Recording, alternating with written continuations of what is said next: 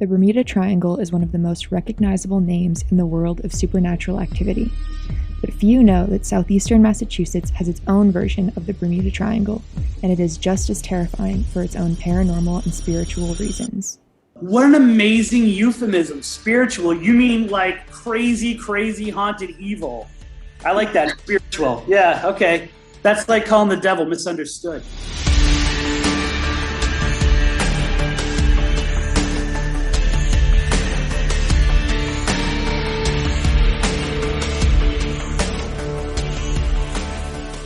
The Bridgewater Triangle is this region of Massachusetts, in southeastern Massachusetts, about 220 square miles, where there's a lot of strange events that have occurred over the centuries. Anything from Bigfoot, phantom fires, giant birds with 12-foot wingspans, ghosts, hauntings, orbs, UFO sightings, evidence of ritualistic sacrifice, unsolved crimes and mysterious murders. And while that stuff occurs everywhere, there seems to be a little more than its share in this one particular area of Massachusetts. The term Bridgewater Triangle was coined by cryptozoologist Loren Coleman in 1970. Since then, the area has become a phenomenon, capturing the public interest both locally and worldwide. When I first started working at the public library in 1985, I was on the reference desk, and of course, in those days it was before the internet, so we constantly, lots and lots of questions. And questions about the Bridgewater Triangle were at the top of the list. We got more questions about that than about anything else. So the Bridgewater Triangle, within the genre of the paranormal, is probably one of the most popular topics in the world. I mean, there are podcasts in Australia that talk about the Bridgewater Triangle. You talk about podcasts, there is a new podcast, this is not an exaggeration, there's at least one new podcast about the Bridgewater Triangle every single week. The triangle is massive, spanning much of Massachusetts. However, there are several small hotspots of concentrated supernatural activity within the triangle, the most notable being the Hakamak Swamp. The Bridgewater Triangle is made up of a couple different hotspots, but definitely the Hakamak Swamp is one of the biggest. It is physically, if you think of Loren Coleman's triangle, the way that he established it with Abington, Freetown, and Rehoboth, the Hakamak is the middle of it, right? And so it's often considered the physical heart of the Bridgewater Triangle. Hakamak basically, as I understand it, roughly translates from Algonquin as like a place of darkness.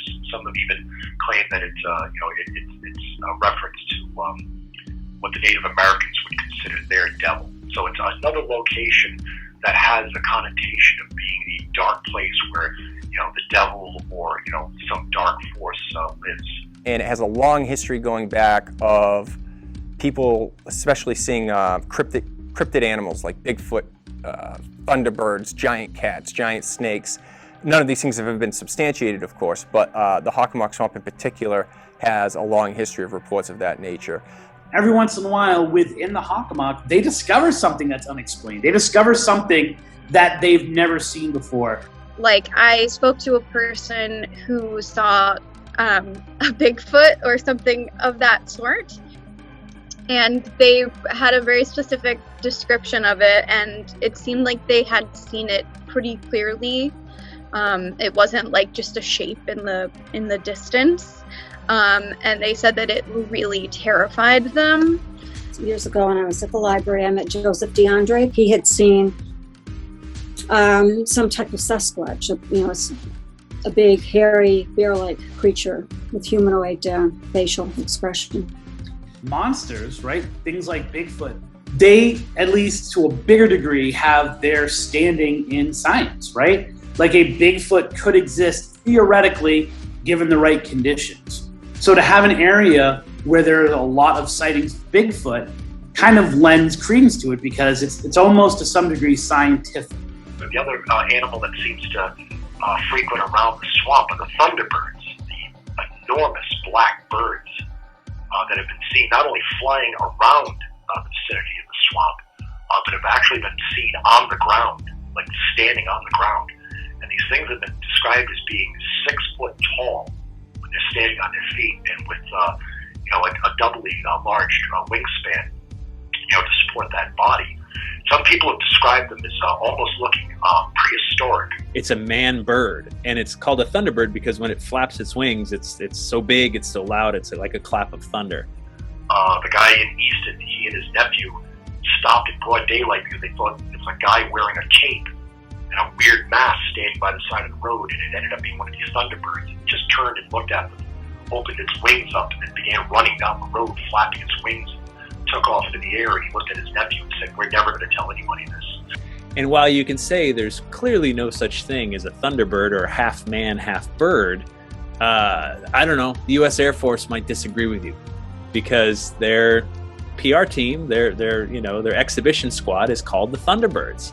We've had over the years sightings of large snakes that in the 1930s, there were some guys from the Civilian Conservation Corps that were clearing brush. And there were stories of these guys clearing out sections of the swamp and coming across snakes that they swore were as big around as stovepipes. And we're talking like enormous, like almost science fiction sized snakes. So when that happens and that's documented scientifically, that makes you think, well, if that can be true, maybe the pterodactyls are true, and that means maybe the Bigfoot is true. While some argue the scientific merits of cryptid animals and giant snakes, the most prominent theory as to why the Hakamak Swamp is so mysterious is actually tied to the tragic history of Native American settlement in Massachusetts.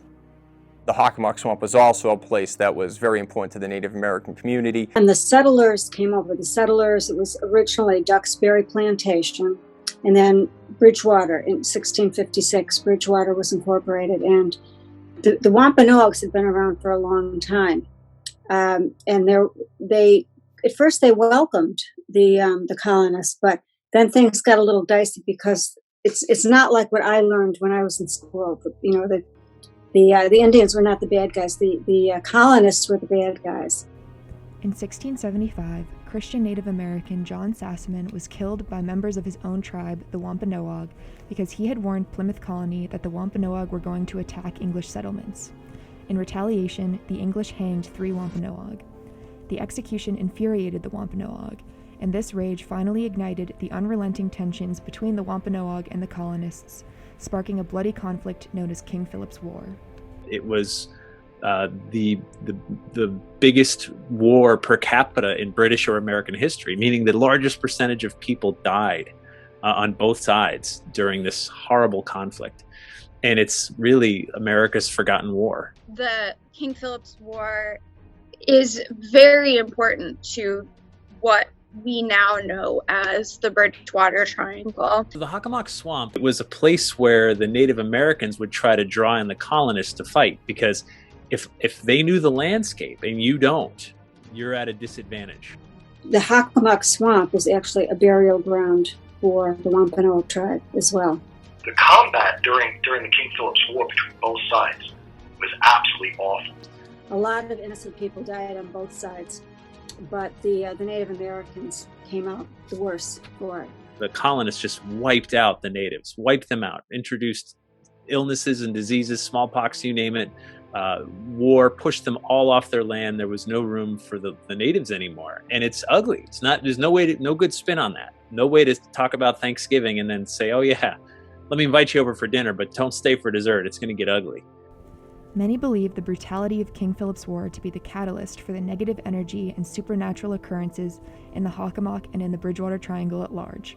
However, this theory is still debated among paranormal enthusiasts. Apparently now some of the people now feel that the spirits are angry and they're causing some of these strange occurrences. I don't necessarily think there was a curse per se, but I do think a horrible travesty and injustice and terrible thing took place and was then forgotten about. And that will haunt us. That will literally haunt us. It's this thing that sort of gnaws at the whole community. You know, when people reference King Philip's War as being a possible spark for, negative energy in the Bridgewater Triangle, they don't realize that King Philip's War spread throughout the entire state of Massachusetts. There were battles in King Philip's War being fought way out in Western Mass. So it wasn't exclusive to the Bridgewater Triangle. So for me, that theory kind of is difficult to substantiate, and I don't necessarily know if it holds water. The thing about, when you talk about the Bridgewater Triangle and the King Philip's War, the area didn't get tainted by the war. It's almost as if there was something here long before that war. The story of the weirdness of the Bridgewater Triangle goes, or starts, I should say, before the settlers get here, before the English settlers get here. This was an area that was mysterious and unknown. The Hakamak means place where spirits dwell. This was an area that the Native Americans knew as being somewhat mystical. Some people look at it and think, what pushed the violence and the hatred so bad in that conflict? The other theory is that there was already some sort of a negative energy coming out of this region which may have caused King Philip's War, meaning that the triangle existed before King Philip's War even happened.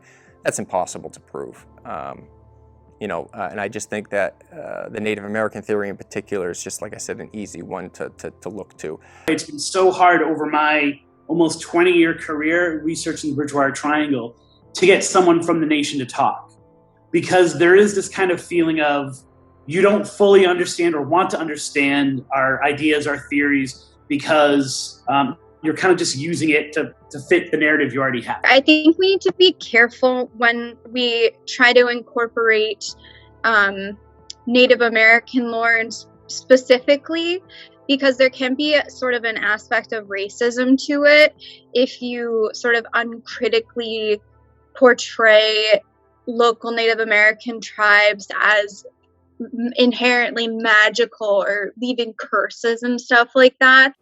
Another theory as to why the Bridgewater Triangle is so strange also gets much of its evidence from the Hakamak, but this theory deals more with science fiction than history. The Native Americans also tell you that besides being a protecting place, the swamp can be a place of mystery, that a lot of UFO reports are of UFOs that have touched down in swamps.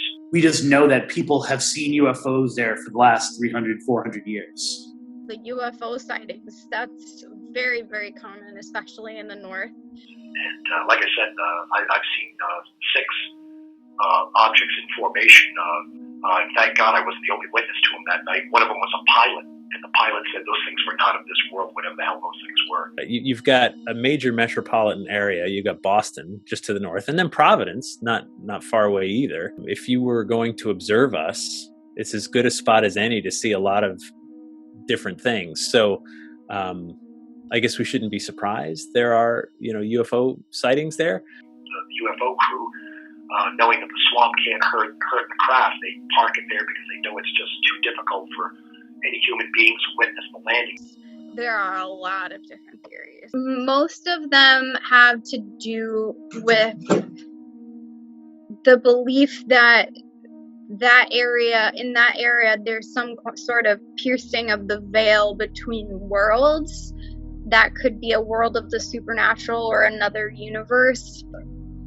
The Bridgewater Triangle is said to be one of those vortexes. It's said to be one of those places where you can travel between multiverses or travel between universes. And that's why so many weird things happen. That's why there's so many disappearances that happen. That could potentially be the entranceway for UFOs themselves. Maybe the Earth is more special than we think, and maybe this part of the planet is a key spot for coming and going in these sophisticated craft, whether they're going to another galaxy or they're just going to the other side of the planet. Are they punching holes in things? Are they opening windows and doorways? And in doing so, does that allow for Thunderbirds and Bigfoot-like creatures? I do think that with the number of Air Force bases and the number of airports and private airports, I think that a lot of it is misidentification. There have been UFO sightings, plenty, in western Massachusetts, but you don't tie it to anything. You just go, weird, made the news. There's an Air Force base out there. I don't know. And that's the end of it. But in the Bridgewater Triangle, it's all the same narrative, except you add P.S. It's in the Bridgewater Triangle. The most famous UFO sighting that we came across was the 1979 string of UFO sightings in the region of this large black home plate shaped craft that was sighted by hundreds of people and actually was reported by the Brockton Enterprise. I believe that those people saw something. Now, whether what they saw can be attributed to being extraterrestrials, we don't know. It could be some top secret government craft or something like that, but I believe that there was some sort of an unidentified craft flying around back then. There's way too many eyewitnesses, incredible eyewitnesses to testify to that. Bigfoot, Thunderbirds, giant snakes, and UFOs. These are reported phenomena from only one small area of the triangle. The next paranormal hotspot, Solitude Rock, has its own mysterious occurrences. In 1916, Brockton resident Evelyn Packard went missing while rowing a canoe down the Bridgewater Town River. After combing the woods for days and finding nothing but a discarded canoe, authorities suspected foul play. There was a grueling manhunt, and at one point, a tired reporter took a break to rest near Comfort Bridge in West Bridgewater. The reporter then stumbled upon a mystery that had been lying undiscovered for 80 years. I've never been there, but the Solitude Stone, rests by a stream in West Bridgewater. It bears a 150-year-old inscription thought to be carved by the Reverend Timothy Otis Payne of the New Church of Jerusalem, a Christian sect founded on the principles of the occultist Emanuel Swedenborg, whose philosophies influenced Freemasonry. The inscription itself is a little bit dark. Now worn away to the naked eye, the inscription reads, "All ye who in future days walk by Nunkatesset stream, love not him who hummed his lay, cheerful to the parting beam, but the beauty that he wooed in this quiet solitude." Evelyn Packard's body was discovered not far from Solitude Rock, just 3 days after she went missing. Since then, the location has garnered a reputation of death and darkness, earning the nickname the Suicide Stone. However, this location may be more of a place of legend than fact. I can definitely see why people would associate it with suicide, but I don't know of any actual reports of suicide associated with it that has been said about it, but I didn't find any evidence that that's true. I think, again, it's one of those just weird things. There's like a lot of weird rocks in the Bridgewater Triangle, and it just happens to be one of them. On the subject of weird rocks, the next strange location in the Bridgewater Triangle is another rock with mysterious carvings. The Dighton Rock in Berkeley has captured more historical speculation than any other site in the triangle. So Dighton Rock is one of the, again, it's one of those places that, or it's one of those things that has a very natural and unnatural and then supernatural aspect to it. So it's a rock that was discovered in the Taunton River, and they were going to just move it and get rid of it, and then they found all these weird etchings on it. And so people have spent that, from that day and probably until yesterday or today, trying to figure out exactly what the markings are that are on this rock. But it is a fascinating relic that does suggest that there were people from other parts of the globe who were there at Dighton long before Christopher Columbus. Everyone you can possibly imagine has laid some kind of claim to it. So there are things that are on there that seem to be Spanish, and there are things that are on there that seem to be Viking, right? And of course, where it's located in Massachusetts, there's a huge Portuguese population. And so the best going theory, or the most popular going theory, is that it is early Portuguese, even before Philip and Columbus and Martin, really early on, pre all those people, journeys to the New World. And that this proves that the Portuguese were here hundreds of years before Columbus even set foot on this continent. It's one of those things that says, hey, maybe there's a whole other history to this area. People have had paranormal experiences there as well. So they've seen these things that we refer to as shadow men or as dark men, who seem to creep around the area and then kind of disappear. They've seen little children who seem to be playing, who then giggle and vanish when they turn the corner. There must be something powerful about this. There must be something mystical about this. There must be something supernatural about it, because now the place where they're holding it is having weird things happen to it as well. So a lot of the weird stuff that happens in the Bridgewater Triangle isn't just ghosts, UFOs, monsters. It's also like the strange crime. So you can then turn and look at other strange things, such as like an artifact like Dighton Rock. Unlike the more supernaturally linked locations in the Bridgewater Triangle, Dighton Rock is tied to the early history of Massachusetts, asking questions of who was really here first. The Taunton State Hospital is just as related to the history of Massachusetts, but this story takes a darker turn. the year 2000, and I am a school teacher. First real teaching gig, Braintree, Massachusetts. It's a juvenile detention facility.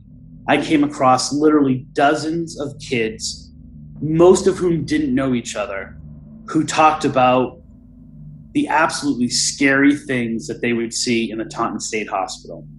I'm talking kids who were gang members, who were tough and weren't scared of anything, and they wouldn't go into the basement. Taunton State Hospital, known at the time as the Taunton Lunatic Hospital, was built in 1854 as a treatment facility for the mentally ill. However, the hospital's practices were far from therapeutic. A lot of mental institutions all around the United States were closed down for good because they were just so horrible to people. Were just being treated in these nightmare conditions. There is some horrible, sinister stuff connected to those buildings. Awful things happen to the patients in there. So, does their behavior and the torture and abuse in this treatment of defenseless people, does that attract negativity and do sinister, non-human entities get attracted to that kind of behavior and then cling to those locations? I believe that's a possibility when you look at all the accounts around the world of places where torture and abuse is taking place. So what supposedly happened was in the early days of Taunton, when it was still a mental health facility, they would take the people who were really, really bad, and they would bring them down to the basement where they would become sacrifices to a satanic cult. So that's the rumor, right? Because no one would miss these people anyway, but they would bring them down there. They would sexually molest them. All these absolutely horrific things were happening by this cult that were running themselves out of this basement. And there's still evidence of weird things that happened there. Now, you can't prove that it was cults from 40, 50, 60 years ago who had done this, but at the time, we're talking early 2000s, there were still paintings down there. There were still burn marks on the ground where people would see what they thought of were satanic symbols. So it gained this reputation as being someplace where the early residents, who were most handicapped, were brought down, abused, and sometimes sacrificed. One of the guys I talked to, this janitor I talked to, said he remembers hearing something scratching in the basement. He went down into the basement, and as he stepped off from the last stair, it got very hot. He started hearing this kind of weird human chanting.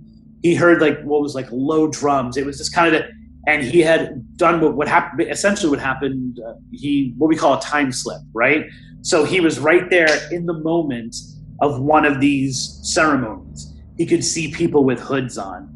He could hear their chanting. He could feel the heat from the fires. And he watched as they brought a naked person to the middle and sacrificed them. And then he got so freaked out, he stepped back on the back stairs, and instantly it was modern times again. And no drugs, no previous history of hallucinations. He tells the story to me. He's almost in tears. He's so emotionally impacted by it. It was something he felt had genuinely happened.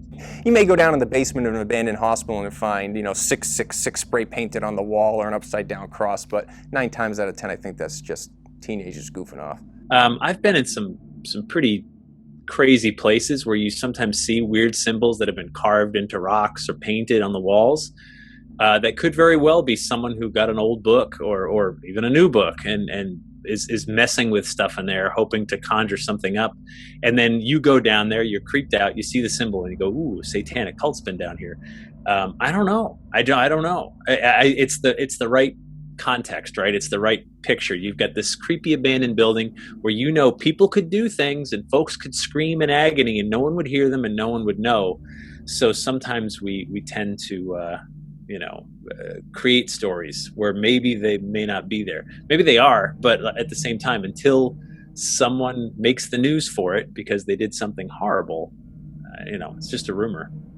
Taunton State is one of the more debated locations in the Triangle, but no one can contest the paranormal activity of one of the largest hotspots in the Triangle, the Freetown Fall River State Forest. The Freetown State Forest, another place that's got its own mysteries, Native American land, and mainly untouched. since the beginning. So I think that sort of adds a little bit too. Contextually, if we're in downtown Bridgewater looking at the Home Depot and Walmart and strip malls, it's really tough to be like, ooh, scary, But when you look at Freetown State Forest and you realize this land has not been touched in any way since people first got here. So I think that sort of adds a little bit to the idea that this is what it looked like. It's definitely a dark place for sure.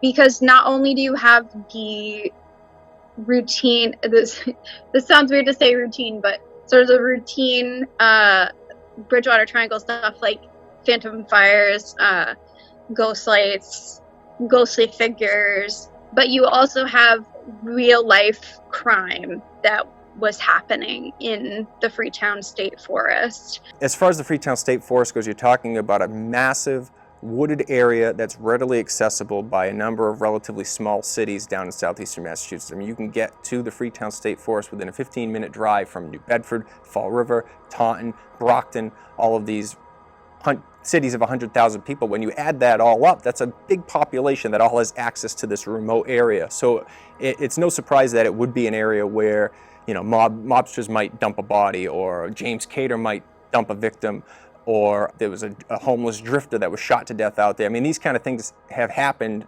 a lot in the Freetown State Forest, and it might have just to do with the geography of it and how close it is to so many highly populated areas. Within the Freetown Fall River State Forest, there are several sites of reported supernatural activity, one of which being Profile Rock, an alleged relic of King Philip's War. So Profile Rock is this rock outcropping, and when you look at it from a particular angle, it looks like the profile of a man. And what it is supposedly the place where King Philip went once he knew he was going to be betrayed. So people were tired of fighting. One of his lieutenants that was close to him was giving up where he was going to be. It said that he got this insight. He knew that this was going to happen. And so he went to Profile Rock, which was named after his father, Massasoit. But at the time, it physically looked like Massasoit's profile. So he sat on top of Profile Rock. He prayed and he prayed and he prayed. And it said that Massasoit came to him at that moment and told him that this war was going to end, that he was going to be murdered in the next couple of days. And he, begged for it not to happen. Well, paranormally, that's a hot spot for activity. Any of those spots that are sort of just considered weird, people tend to see things around them. So like I said, the ghost lights, the phantom fires and stuff like that. People see someone sitting on that rock, and then the person just kind of disappears. Or they see a person who's sitting up there who is completely transparent, right? So they continue to see the ghost. They hear war cries from on top there. But people are still seeing these weird things on top of Profile Rock that they associate with King Philip. Also within the Freetown State Forest, there is a Sonnet Ledge, a haunted quarry with some dark secrets. A Sonnet Ledge is definitely one of the creepier parts of the Bridgewater Triangle. The Sonnet Ledge is interesting because it actually was a quarry where they were blasting through the rock to get granite and whatnot. Some of the rock that was blasted out of there, I think, wound up being used to build some of the Newport mansions.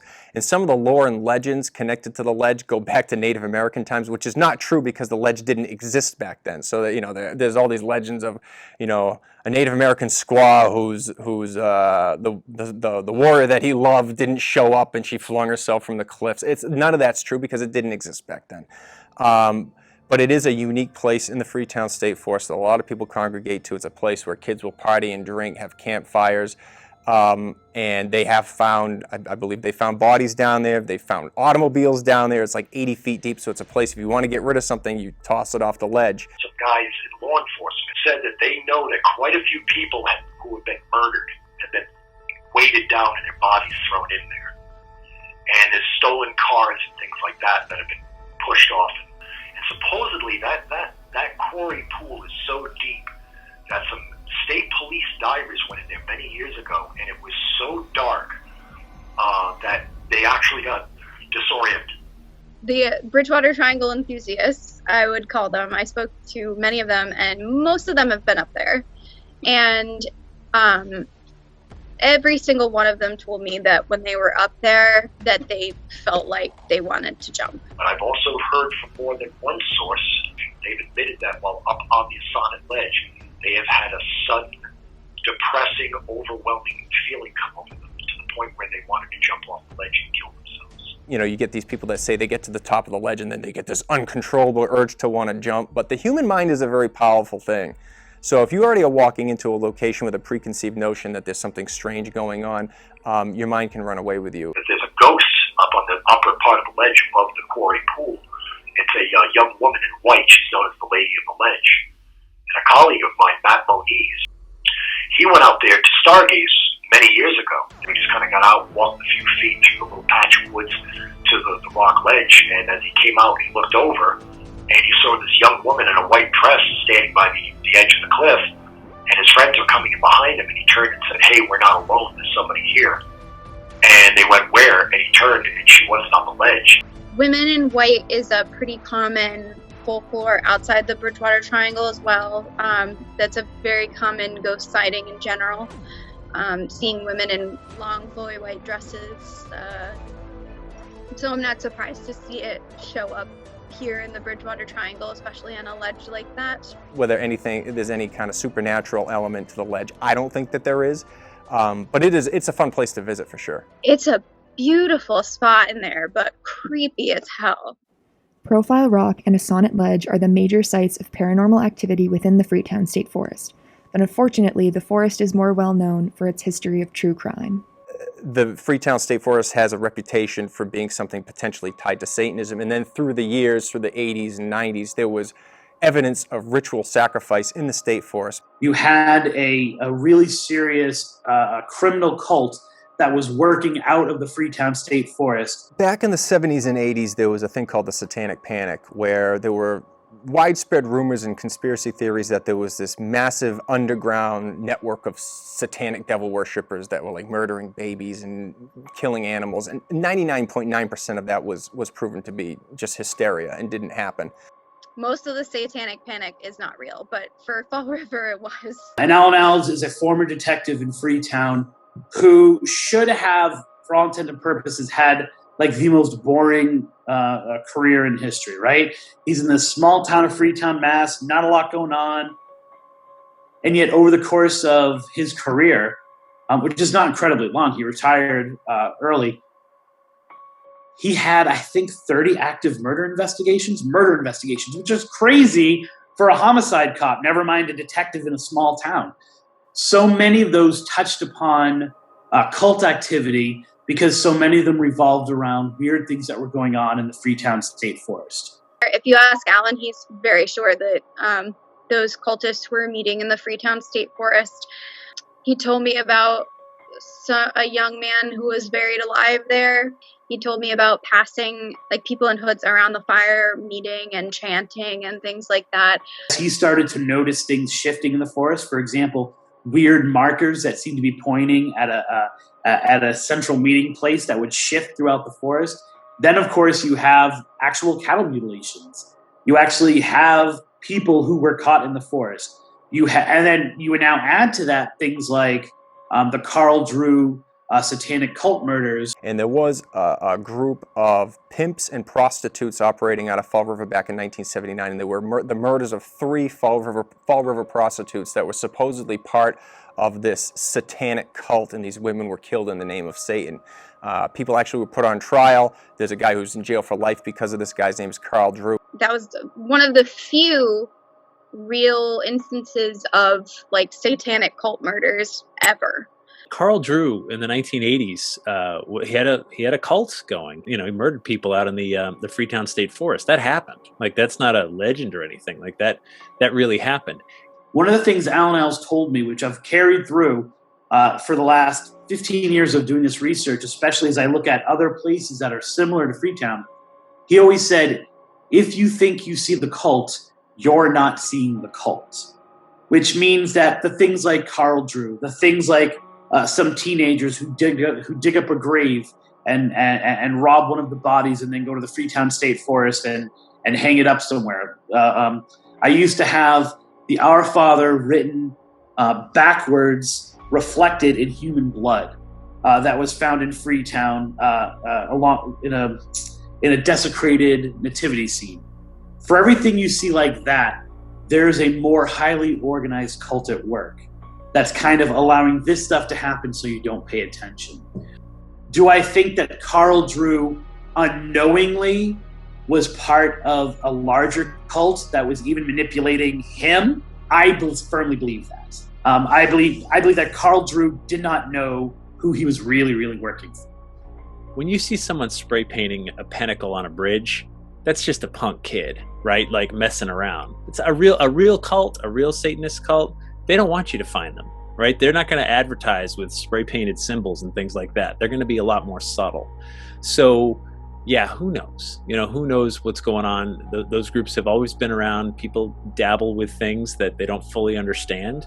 And they'll continue to do that, but whether they're still around, I don't know. We don't know until they do something that breaks the law and makes the news. That's when we find out. You hate to think that people in our little southeastern Massachusetts town are capable of such evil, but obviously there are bodies. Where there are bodies, there is murder. So then you have to ask yourself, is it that area has always been tainted with evil and it attracts people with evil intent, or over the years has evil intent, tainted the place? While the Fall River Cult of 1979 is a real group that committed real crimes, much of the Bridgewater Triangle lore is speculation and legend. But for many, that's what makes the Bridgewater Triangle unique. The strange mix of folklore, crime, and the paranormal allows even the most skeptical to enjoy the speculation, and even the most faithful to recognize the oddities of the area. But I'm skeptical, but I'm also open-minded, so I think it's within the realm of possibility, but not probability. I don't believe in the supernatural. I think it's really, really fun, though. When I was writing one of my books, I asked over 40 paranormal investigators or ghost hunters, why do you do what you do? And most of them said some variation of to make people believe in ghosts or to prove that ghosts exist. I asked those same people, the last question on the questionnaire was, what will make someone who doesn't believe? Every single one of them said nothing except their own personal experience. Once people start to notice a thing, then other people start to notice the thing. So once something has a label, it becomes a thing. And once something's a thing, then other people start to sort of notice it. The Bridgewater Triangle is kind of like a chicken or an egg type of a thing as far as I'm concerned. Is it that there's really more going on here, or is it because the area has been defined as an area that's a paranormal hotspot? So somebody who's walking through the woods that hears crashing in the trees, if they were walking in someplace that didn't have that reputation, they might just say, oh, that's just a deer or a raccoon. But here, because they're in the Bridgewater Triangle, they hear the crashing in the woods and it's got to be a Bigfoot or it's got to be a Thunderbird. Like if anything bad happens, you drop a coffee cup and it breaks, right? Like stuff happens to us every day. You just go, oh, we're in the Bridgewater Triangle, right? You now start to assign extra meaning to anything that is off or odd because you're in that area. So it's one of those things that you look and you say, all of those things are completely normal, right? All those things are just coincidence that this bad thing happens and that bad thing happens. And then when you take a step back, though, you have to realize, like, how many coincidences does it take before you have to say something weird is going on? I mean, there's just a laundry list of different theories that people perpetuate as to why this area has this reputation. It's one of those things that we will never get to the bottom of. I mean, think about how long people have been investigating the paranormal for, all these ghost hunting groups, all these people that spend all their free time investigating this stuff, and it has never, ever been substantiated. There's never been proof of the afterlife, and there has never been proof of anything that we documented in the Bridgewater Triangle. It's all speculative. Anyone who tells you that they can 100% say beyond a shadow of a doubt why the weirdness and why the unexplained happens in the Bridgewater Triangle is trying to sell you on something. It's more fun to believe that there could be a ghost in the house, or it's more fun to believe that Bigfoot could be living out in the Hakamak Swamp. People don't want to think that, none of this stuff exists because, it adds an element of excitement to believe that these things could be real. So I think that people want it to be real so badly that they're willing to, attribute anything to it being the Bridgewater Triangle. But, I mean, who knows? It's fun to always think there's a possibility that maybe there is some weird dark entity out in